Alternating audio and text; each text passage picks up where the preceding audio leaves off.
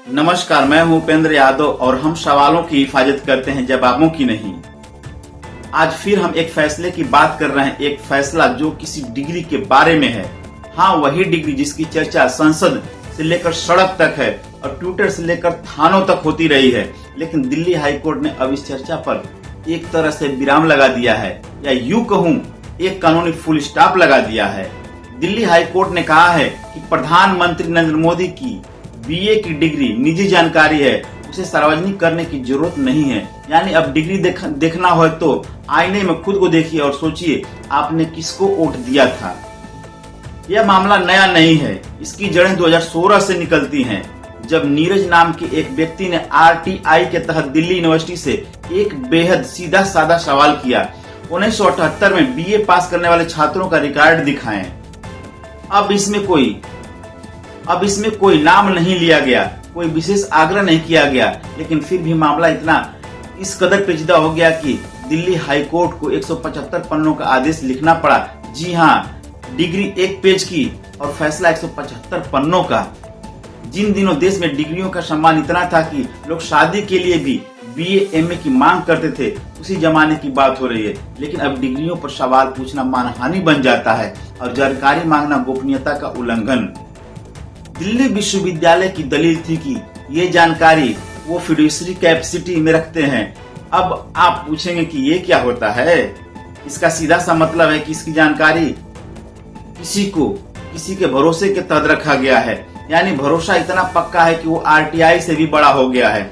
Solicitor general Tushar Mehta Delhi university की तरफ से पेश हुए।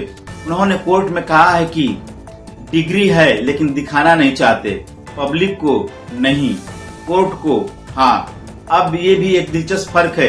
डिग्री की हालत उस तिजोरी जैसी है जिसमें सोना है, लेकिन देखने वाला अगर आम आदमी है तो ताला बंद रहेगा। कोर्ट ने आरटीआई कानून की धारा 8(1)(j) का हवाला देते हुए कहा कि प्राप्त अंक, ग्रेड्स और उत्तर पुस्तिकाएं व्यक्तिगत जानकारी होती हैं और इन्हें तभी सार्वजनिक किया जा सकता है जब कोई बड़ा जनहित जुड़ा हुआ हो। लेकिन कोर्ट ने कहा कि इस मामले में ऐसा कोई बड़ा जनहित नजर नहीं आता है, बल्कि में मतलब की जिज्ञासा और सनसनी के इरादा ज्यादा नजर आते हैं। अब सवाल ये है कि क्या प्रधानमंत्री की डिग्री को लेकर सवाल उठाना सनसनी है या फिर एक जवाबदेह लोकतंत्र का मूलभूत सवाल है? याद कीजिए, मार्च 2023 में गुजरात हाई कोर्ट ने भी सीआईसी के उस आदेश को रद्द कर दिया था जिसमें दिल्ली के पूर्व मुख्यमंत्री अरविंद केजरीवाल को पीएम की शैक्षणिक योग्यता का विवरण उपलब्ध कराने को कहा गया था।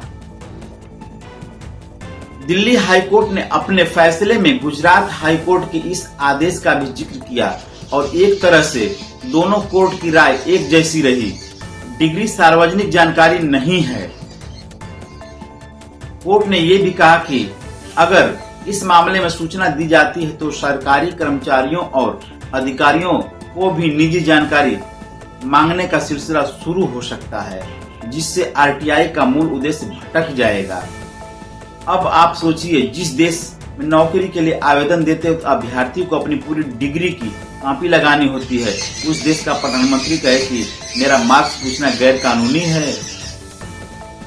मतलब प्रधानमंत्री जनता के लिए जवाबदेह है, लेकिन आरटीआई में उनकी डिग्री पूछना बेमतलब की जिज्ञासा है।